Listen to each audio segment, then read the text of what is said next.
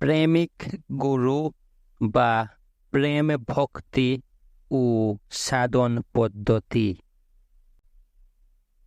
শ্রীমৎ স্বামী নিগমানন্দ পরমহংস প্রণীত রাধাকৃষ্ণ ও অচিন্ত ভেদাভেদ তত্ত্ব পরবর্তী অংশ। প্রেমে প্রতিদ্বন্দ্বী না থাকিলে চরম বিকাশ হয় না। তাই কৃষ্ণ প্রেমে চন্দ্রাবলী রাধার প্রতিবাদিনী। রাধা অভিসারে আসিয়া উৎকণ্ঠিত চিত্তে শ্রীকৃষ্ণের আগমন অপেক্ষা করিতেছেন। সমস্ত রাত্রি উদ্বেলিত হৃদয়ে কাটিয়াছে। ভোরে কৃষ্ণ আসিলেন। তিনি অন্য নায়িকার নিকট হইতে আসিতেছেন মনে করিয়া শ্রীমতী রাগে দুঃখে অভিমানে মুখ ফিরাইয়া বসিলেন।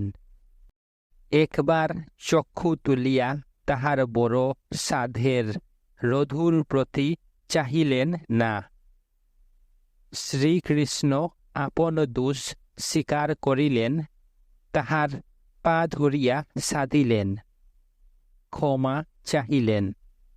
যাহার দর্শন আকাঙ্ক্ষায় হৃদয়ের সমস্ত বৃত্তি একমুখী করিয়া সমস্ত রাত্রি জাগিয়াছেন, সেই বধূ আসিয়া কাতরে আকুল কন্দনে মান ভিক্ষা চাহিতেছেন।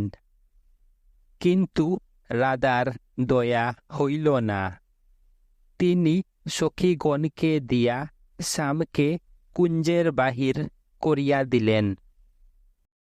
শ্যাম চলিয়া যাইবা মাত্র তিনি বন্ধু বন্ধু বলিয়া মূর্ছিত হইয়া পড়িলেন।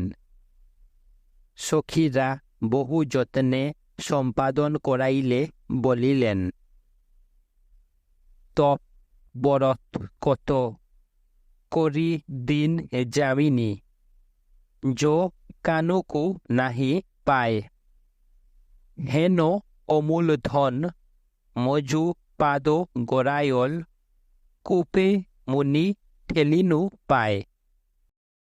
তখন রাধা শিরে করাঘাত করিয়া হাহাকার রবে রুদন করিতে লাগিলেন। সখীগণ পুনরায় শ্যামকে আনিয়া মিলাইলেন। সব দুঃখ ভুলিয়া রাধা আবার প্রেম পাথারে সাঁতার দিতে লাগিলেন। শ্যামের বুকে মাথা রাখিয়া নয়নে নয়ন দিয়া কত ক্ষমা চাহিয়া বলিলেন, বন্ধু আমি যে রাগ করি সে কেবল তোমার জুরে। আমি অপুদিনী গয়লার মেয়ে, তোমার মর্যাদা জানিব কি রূপে। তুমি দয়া করে আমায় ভালোবাসিয়াই না আমার মান বাড়াইয়াছ, নতুবা আমাকে পুছে কে। তোমার গর্বে আমার গর্ব, তোমার মানে আমার মান। এই রূপে নিত্য নূতন প্রেমে বড় সুখে বড় আনন্দে রাধার দিন যাইতেছিল। সহসা অক্রূর আসিয়া শ্রীকৃষ্ণকে মথুরা লইয়া গেলেন। তিনি আসিব বলিয়া আশা দিয়া গেলেন বটে, কিন্তু আর আসিতে পারিলেন না। বৃন্দাবন শ্মশানে পরিণত হইল। সখী সঙ্গে বন মধ্যে রাধা জীবনমৃতা হইয়া পড়িয়া রহিলেন। অধিকাংশ সময় শ্যাম প্রেমে বিভোর থাকিতেন। সেই সমাধির ভাবে এবং স্বপ্নাবস্থায় শ্যাম সঙ্গ সুখ অনুভব করিতেন।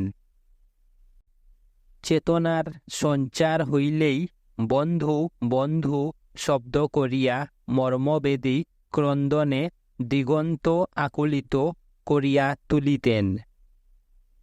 বুঝি সে আকুল ক্রন্দনে পশু পক্ষী বৃক্ষলতা পর্যন্ত স্তম্ভিত হইয়া যাইত।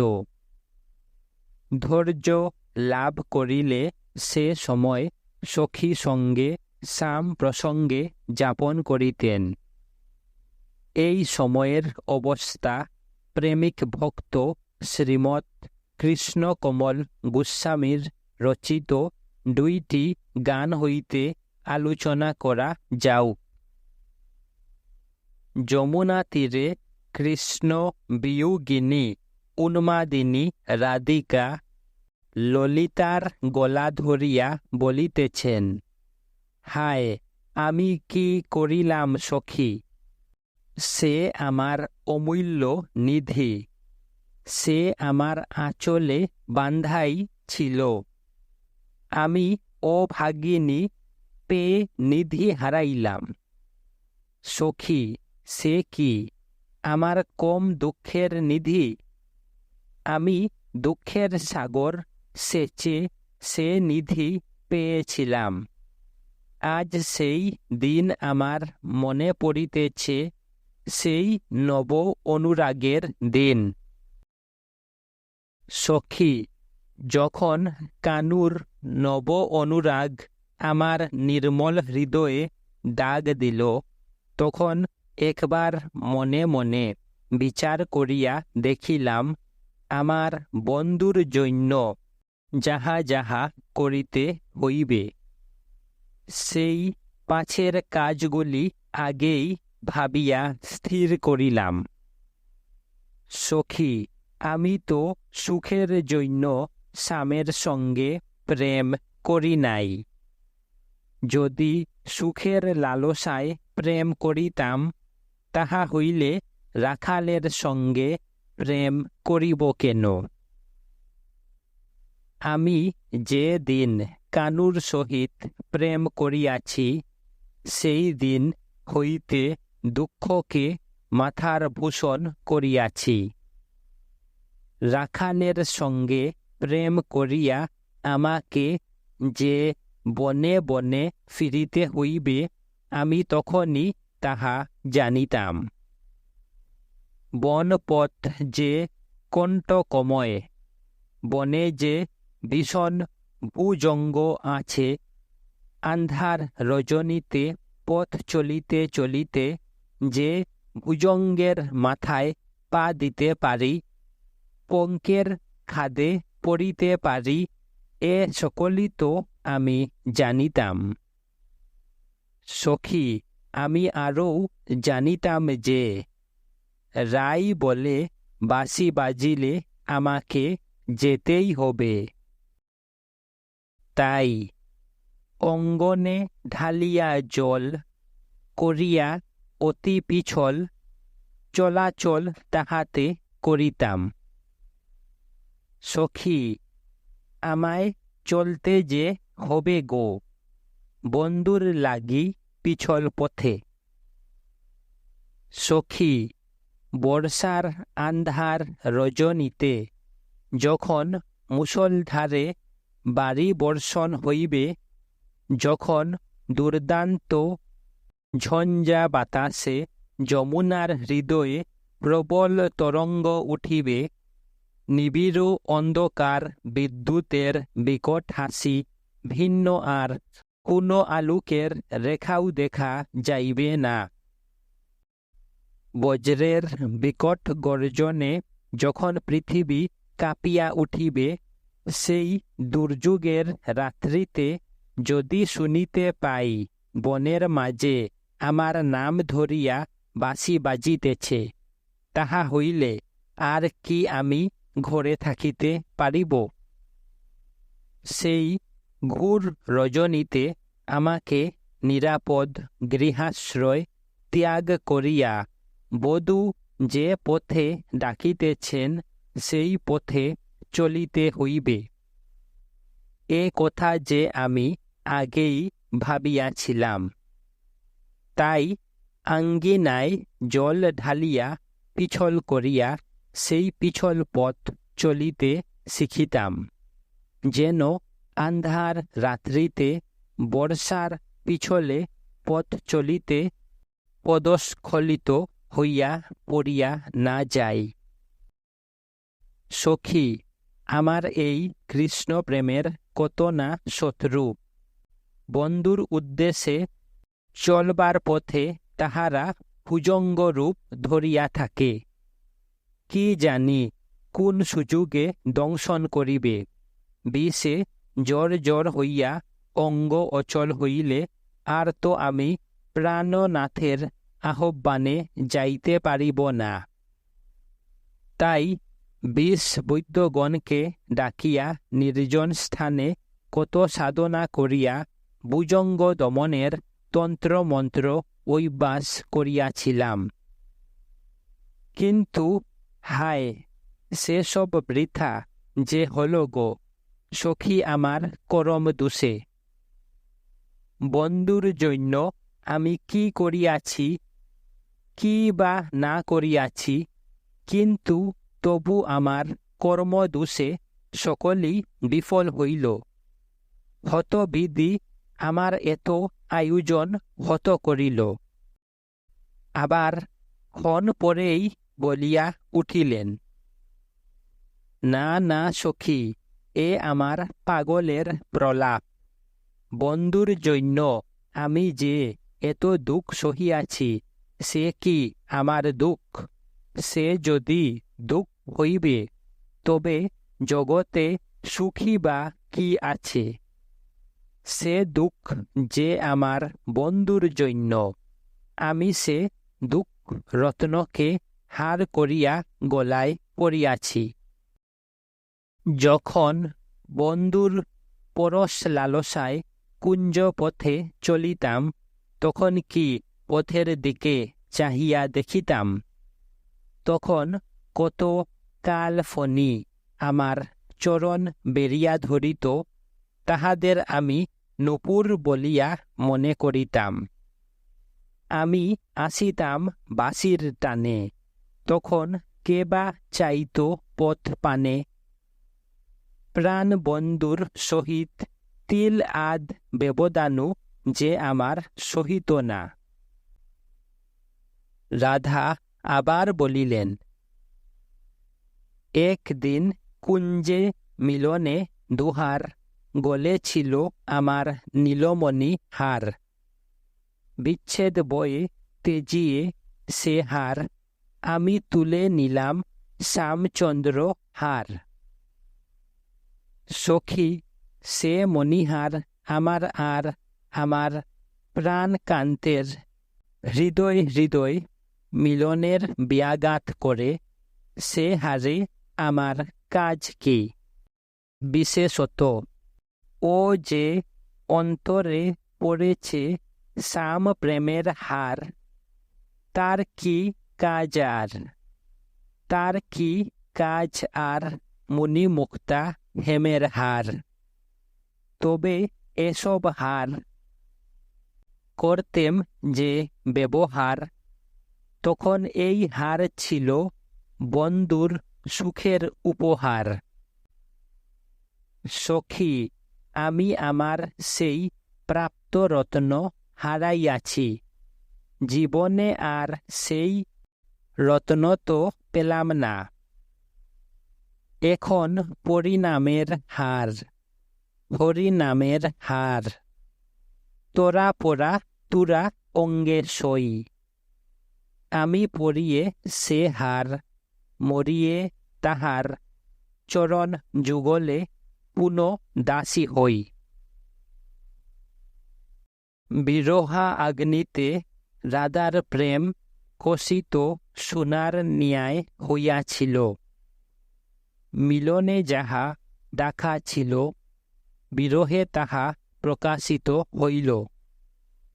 আর তাহার মান নাই, গর্ব নাই, সুখ নাই।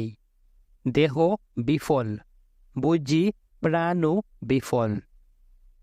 সকল প্রেমিকারই এই কথা মনে হয়। প্রিয়ে জু সৌভাগ্য ফালা হি চারুতা। তাহার শরীরের সৌন্দর্য, তাহার ভরা যৌবন যদি প্রিয় সঙ্গভুক্ত না হইল, তাহা হইলে তাহা বিফল। মুহূর্তে মৃত্যু কবলিত হইয়াও রাধা শ্যাম সুন্দরের উপরে রাগ করিতে পারেন নাই।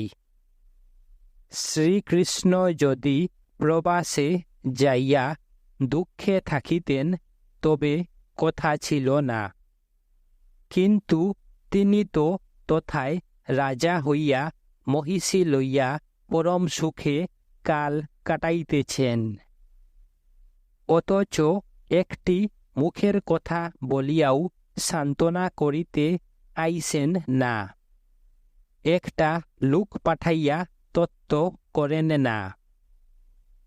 তিনি রাজা, ইচ্ছা করিলে সব করিতে পারেন, তবু করেন না কেন? ভুলিয়া গিয়াছেন যে রাধাকে সর্বদা হিয়ায় রাখিয়া নয়নের প্রহরা দিতেন। তিনি স্বামী, গড়, কলঙ্ক, নিন্দা, কুল, মান তুচ্ছ করিয়া যে স্বামীর প্রেমে ঝাঁপ দিলেন, সে আজই অক্লেশে রাধাকে ভুলিয়া অন্য নারীর সঙ্গে কত রঙ্গে কাল যাপন করিতেছেন। এত ঘৃণা, এত তাচ্ছিল্য, এত হেলা কোন প্রেমিকা সহ্য করিবে? সাধারণ রমণী হইলে ফাটিয়া মরিত, কিন্তু রাধা শ্রীকৃষ্ণের স্বরূপ শক্তি বলিয়াই কৃষ্ণ বিরহ বারবানলে কোন রূপে প্রাণ রক্ষা করিয়াছিলেন। কৃষ্ণ সুখে তিনি ঈর্ষা না করিয়া বলিতেছেন, যুগ যুগ জীবমু বসমু লক কুল, হমর অভাগ হুনক কোন দোষ। সে যেখানে ইচ্ছা থাকুক, লাখ বর্ষ সুখে জীবিত থাকুক, আমার অভাগ্য তাহার দোষ কি? অদোষ পরিত্যক্তা রাধার কি নিঃস্বার্থ প্রেম! রাধার সে সময়ের অবস্থা দেখিয়া বুঝি পাষাণু গলিয়াছিল। তবু তিনি শ্রীকৃষ্ণের উপর রাগ করেন নাই, বরং কেহ নিন্দা করিলে সহ্য করিতে পারিতেন না। এই সময় মহাভাবে রাধা আত্মহারা থাকিতেন, অস্ত সাত্ত্বিক ভাব উদ্দীপ্ত অবস্থায় অনুভাব হইত।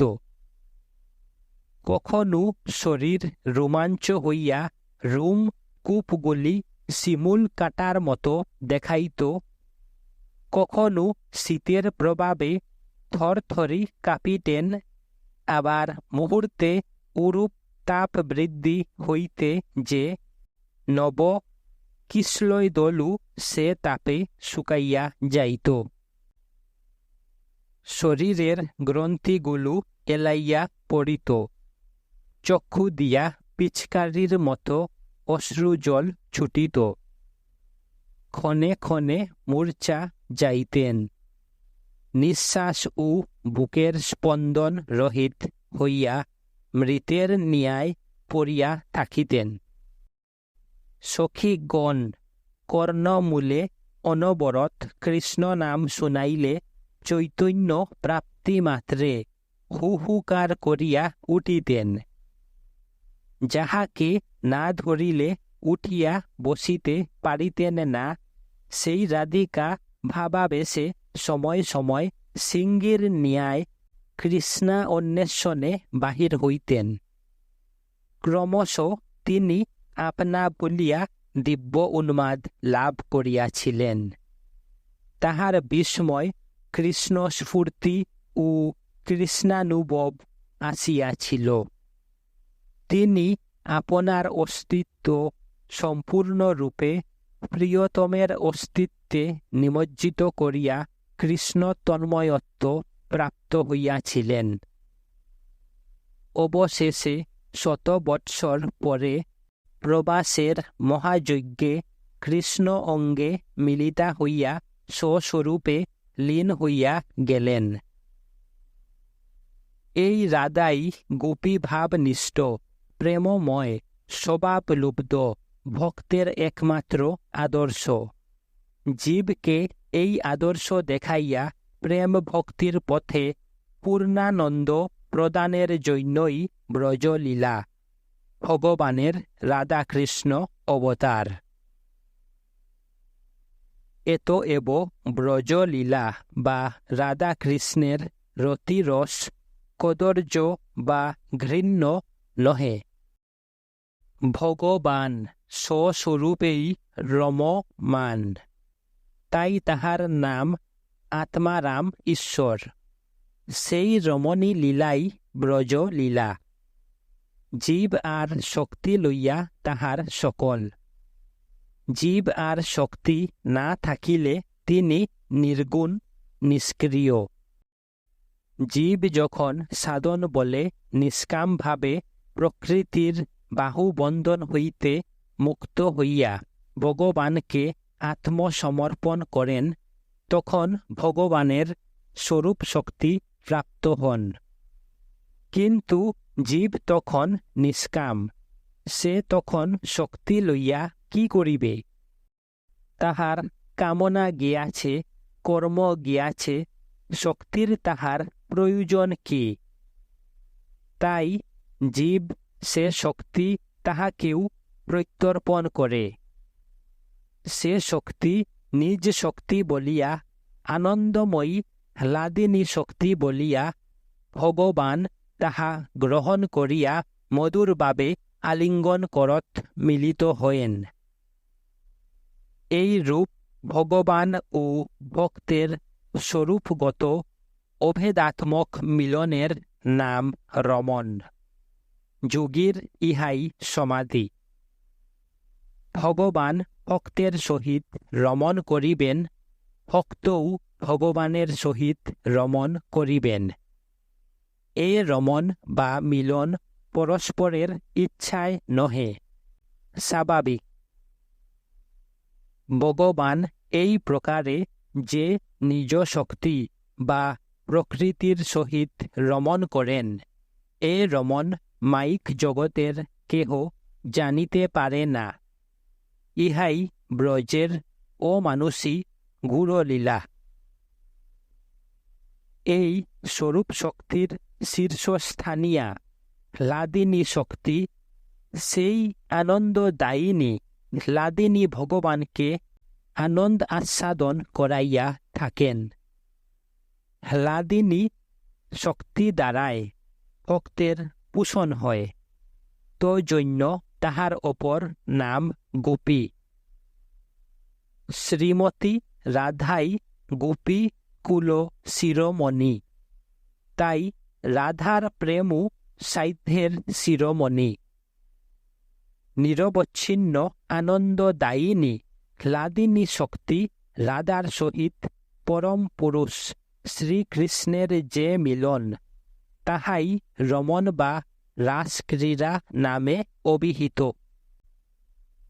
তাই গোপীভাবের সাধনায় শৃঙ্গার রসকে মধ্যগত করত প্রেমিক প্রেমিকা উভয়ের চিত্ত দ্রবীভূত হইয়া সম্ভোগ মিলন সংগঠিত হয়। তাহাতে সমস্ত প্রকার ভেদভ্রম দূরীভূত হইয়া যায়। তাহাতেই কখনো শ্রীকৃষ্ণ রাধার ভাবে বিভোর হইয়া রাধা প্রকৃতি অবলম্বন ও রাধার স্বরূপ আচরণ করেন। কখনো বা রাধিকা শ্রীকৃষ্ণের স্বরূপ আচরণ করিয়া লীলানন্দ সুখ অনুভব করিয়া থাকেন। ইহারই নাম বিবর্ত বিলাস। ভক্তাবতার গৌরাঙ্গ দেবে এই ভাব সম্যক প্রকাশিত হইয়াছিল। রাধা কৃষ্ণ লীলায় জীব প্রেম ভক্তির আদর্শ পাইলে বটে, কিন্তু কি রূপ সাধনায় তাহা লাভ হইবে তাহা জানিতে পারিল না। সুতরাং তাহাদের প্রেম রসের পিপাসা মিটিল না। জয়দেব, চণ্ডীদাস প্রভৃতি 2-4 জন ভক্ত ভগবৎ কৃপায় প্রেমের সাধনায় সিদ্ধি লাভ করিলেও সাধারণ জীব সে গুরু উপায় জানিল না। কাজেই সাধনার আদর্শ জন্য ভগবানকে আবার অবতীর্ণ হইতে হইল। পূর্ণ ভগবান ব্যতীত অপূর্ণ জীবকে কে আর সে শিক্ষা দিবে? তাই শ্রীকৃষ্ণ বলিয়াছেন, সমাজের শ্রেষ্ঠ লোক যেরূপ আচরণ করিয়া থাকে, সাধারণ লোকও তাহার অনুসরণ করে। তাই ভগবানের কোনো কর্ম না থাকিলেও আপনি আচরি ধর্ম জীবেরে শিখায়। মনুষ্য দেহ ধারণ করিয়া নিজে কর্ম আচরণের দ্বারা জীব শিক্ষা দিয়া থাকেন। রাধা কৃষ্ণের আদর্শে প্রেম ভক্তি লাভের জন্য যখন জীবগণ ব্যাকুল হইয়া উঠিল, তখন দয়ার সাগর ভগবান রাধাভাবে অর্থাৎ হ্লাদিনী শক্তিতে অনুপ্রাণিত হইয়া শ্রী গৌরাঙ্গ রূপে নবদ্বীপে অবতীর্ণ হইলেন। তাই বৈষ্ণব সম্প্রদায়ের লোকেরা বলিয়া থাকেন যে রাধা কৃষ্ণ এক দেহে গৌরাঙ্গ হইয়াছেন। গৌরাঙ্গের বাহিরে রাধা, অন্তর কৃষ্ণ অর্থাৎ কৃষ্ণই রাধাভাব কান্তিতে আচ্ছাদিত হইয়া গৌরাঙ্গ রূপে অবতীর্ণ হইয়াছেন। এ তত্ত্ব শাস্ত্র পণ্ডিতের বোধগম্য না হইলেও সাধন পণ্ডিতের বুঝিতে বিলম্ব হইবে না। শ্রী রাধাকৃষ্ণ এক আত্মা হইয়াও দাপরের শেষে ভিন্ন ভিন্ন মূর্তিতে আবির্ভূত হইয়াছিলেন। পরে সেই উভয় মূর্তি পুনরায় একটা লাভে কলির প্রথম সন্ধ্যায় প্রকটিত হইয়া চৈতন্য নামক রাধা ভাব দ্যুতি সুবলিত কৃষ্ণ স্বরূপে প্রেম রস আস্বাদ করিয়াছিল। কারণ এই যে রাধা ও কৃষ্ণ উভয়ই জড় প্রতিযোগী চিদঘন মূর্তি, সুতরাং উভয় স্বরূপেরই প্রায় এক বিধ উপাদান, কেবল কান্তি ও ভাব মাত্র বিভিন্ন। এই হেতু লীলা অন্তে রাধা কৃষ্ণের স্বরূপের মহামিলনে তাহাদিগের কেবল কান্তি ও ভাবেরই পরিবর্তন সঙ্গত, নতুবা অন্য কোন রূপ অবস্থান্তর সম্ভবপর নহে। পক্ষান্তরে শক্তি অপেক্ষা শক্তিমানের প্রাধান্য বশত উভয়ের সম্মিলনে কৃষ্ণ স্বরূপী রাধা ভাবদ্যুতি সুবলিত হইয়াছেন, কিন্তু রাধা স্বরূপ কৃষ্ণ ভাবদ্যুতি সুবলিত হন নাই। দলভুক্ত গোরা ও গর্বিত শাস্ত্র পণ্ডিতে গৌরাঙ্গ লইয়া বড়ই আন্দোলন আলোচনা করে। গৌরাঙ্গ দেবকে অবতার স্বীকার করিলেও রাধা কৃষ্ণ মিলনে গৌর হইয়াছে, রাধা ভাব কান্তিতে কৃষ্ণ অঙ্গ আচ্ছাদিত হইয়াছে, শাস্ত্র পণ্ডিত এ কথা স্বীকার করেন না, অর্থাৎ বুঝিতে পারেন না। আবার গোরামির মূঢ়তায় জ্ঞান আচ্ছন্ন হওয়ায় গোরা গৌরভক্ত এ তত্ত্ব বুঝাইতে পারে না। উপরন্তু বাজে কথায় বিরাট তর্কজাল বিস্তার করিয়া ফেলে। কিন্তু যোগী জ্ঞানী বা সাধকগণের এ তত্ত্ব বুঝিতে কোনই বেগ পাইতে হয় না। ভগবান রাধা কৃষ্ণ অবতারে যে তত্ত্ব বিকাশ করিয়াছেন, সেই সাধ্য তত্ত্বের সাধনা প্রণালী গৌরাঙ্গ অবতারে প্রচারিত হইয়াছিল। রাধা কৃষ্ণ তত্ত্ব, সাহিত্য অর্থাৎ ভগবানের ভাব, আর গৌরাঙ্গত্ব সাধনা অর্থাৎ তত্ত্বের ভাব। সুতরাং যিনি ভগবত ভাবে রাধা কৃষ্ণ লীলা করিয়াছিলেন, তিনি ভক্তভাবে সেই লীলা রস মাধুর্য আস্বাদন করিয়া জীবকে সেই পথ দেখাইয়া দিয়াছেন। ইহাই রাধা কৃষ্ণ ও গৌরাঙ্গ অবতারের বিভিন্নতা, নতুবা তাহাদিগের উপাদানগত কোনো পার্থক্য নাই। ইহাই বৈষ্ণবীয় দর্শনের অচিন্ত ভেদাভেদ তত্ত্ব।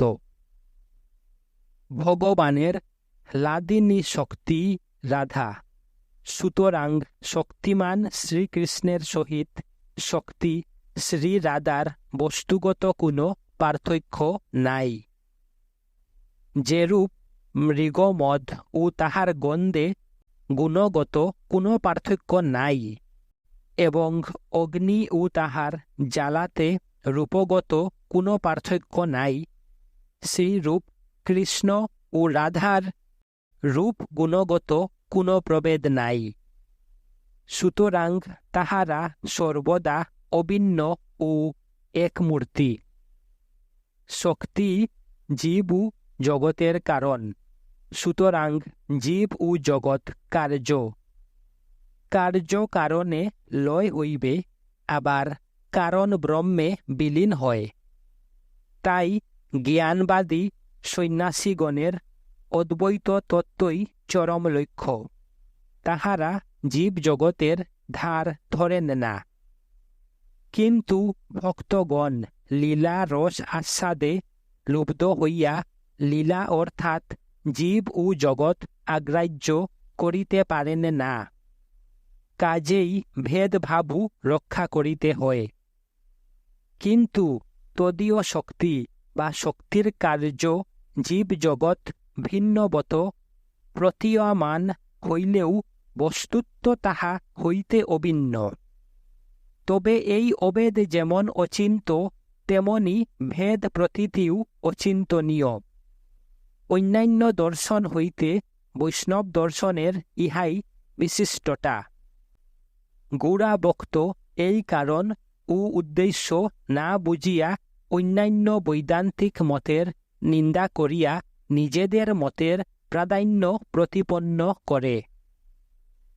আপন আপন লক্ষ্যকে স্পষ্টরূপে প্রকাশিত করাই বিচারশাস্ত্রের উদ্দেশ্য।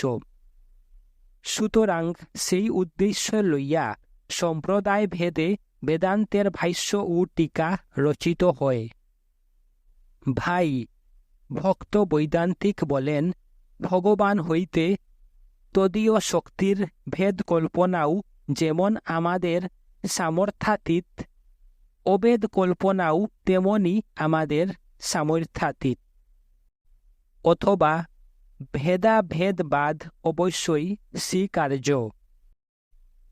শক্তি ও শক্তিমান অভিন্ন হইলেও সেই ভেদ অচিন্ত, সেই অভেদও অচিন্ত, অর্থাৎ স্পষ্টরূপে উহার বিকল্পনা অসম্ভব।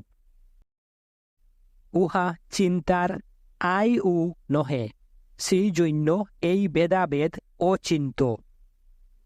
গৌরাঙ্গদেব অভেদ তত্ত্ব আর রাধাকৃষ্ণ ভেদ তত্ত্ব। সাধনায় গৌরাঙ্গত্ব লাভ করিয়া রাধাকৃষ্ণের অসমুদ্র লীলা রসমাধুর্য আস্বাদন করাই প্রেমিক ভক্তের চরম লক্ষ্য। ইহাই সুনিশ্চয় সাধ্যবিধি। তাই বৈষ্ণব সম্প্রদায়ে অচিন্ত ভেদাভেদ মতই বেদান্ত হইতে গ্রহণ করিয়াছেন। সুতরাং তাহাদের মতে সাধনায় অদ্বৈত তত্ত্ব অর্থাৎ গৌরাঙ্গত্ব লাভ করিয়া ভেদ তত্ত্বের অর্থাৎ রাধা কৃষ্ণের লীলা রস মাধুর্য আস্বাদন করাই পঞ্চম পুরুষার্থ। কি রূপে গৌরাঙ্গত্ব অর্থাৎ প্রেমময় স্বভাব লাভ করিয়া রাধা কৃষ্ণের লীলা রস আস্বাদন পূর্বক পূর্ণানন্দের অধিকারী হওয়া যায়, পরের প্রবন্ধে তাহাই বর্ণিত হইয়াছে।